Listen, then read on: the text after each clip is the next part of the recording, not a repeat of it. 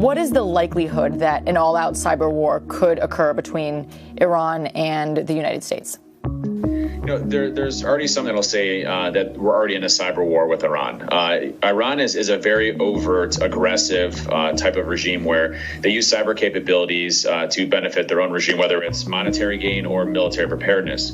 Iran spends a lot of money on their cyber capabilities. They've been traced back to the Saudi Aramco breach, but they are very capable in causing a lot of devastation and things like that can happen here back in the home front, whether that's the electric grid, whether that's our water treatment facilities, big denial of service things that were occurring back in 2011 to 2013 in our financial sector. All of those are on the table for Iran. When people think about a retaliation on Iran's part, people might think about bombings or a physical retaliation, but there is also the cyber option. So how would a cyber option play out? Yeah, when you look at military capabilities with the United States, we created what was called Cyber Command, which was supposed to be a direct kinetic extension on top of what we can do from a military boots on ground type of capabilities. A lot of these other countries as well, including Iran, has a vast cyber capability as well that they use directly for military operations. When Iran looks at these capabilities, they say, how can we retaliate in a way that probably doesn't trigger a full out scale war, but causes damages here back in the United States to inflict damage? Can they, cause a power outage in certain locations or cities? Can they have an impact on our financial sector where we can't make transactions?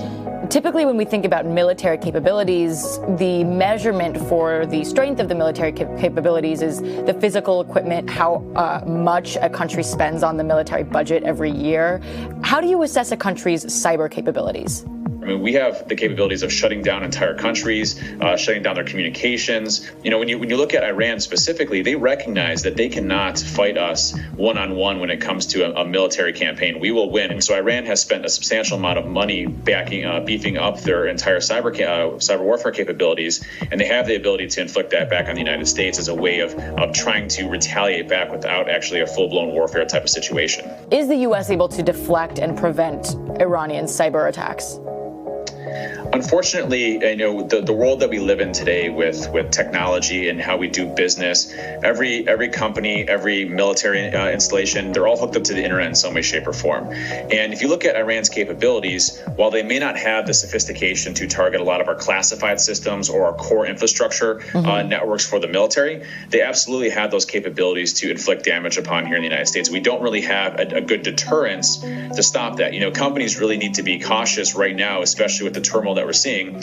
We do expect cyber attacks to really come forward. So companies really need to be vigilant. They need to monitor their systems. They have to, bolster their security systems as much as they possibly can during these heightened period of time, because we will see retaliation from the Iranian regime. One thing to note is catastrophic loss of life, I don't think is going to be in the plans for Iran.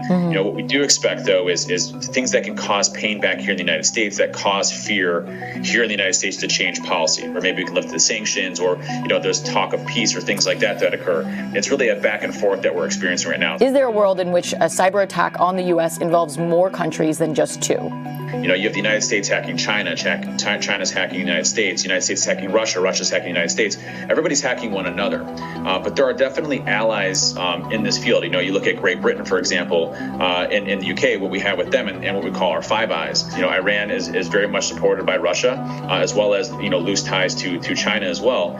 Can we see other people helping them or augmenting them with additional capabilities? That's definitely something that's possible. When we talk about the strike, there's a conversation about the authorizations that the Trump administration had in order to conduct that strike. What are the authorizations that govern the cyberspace? So this is a really loosely defined area of warfare. Now, we in the United States have very specific laws that we have to follow from a cyber command perspective, what the NSA can do from a collections, from an intelligence gathering perspective.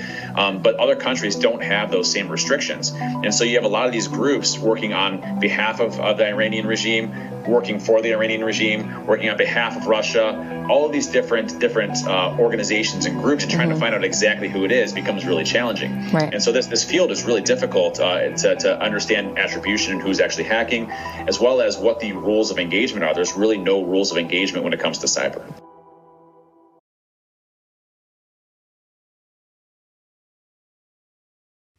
Hey, NBC News viewers, thanks for checking out our YouTube channel. Subscribe by clicking on that button down here and click on any of the videos over here to watch the latest interviews, show highlights, and digital exclusives. Thanks for watching.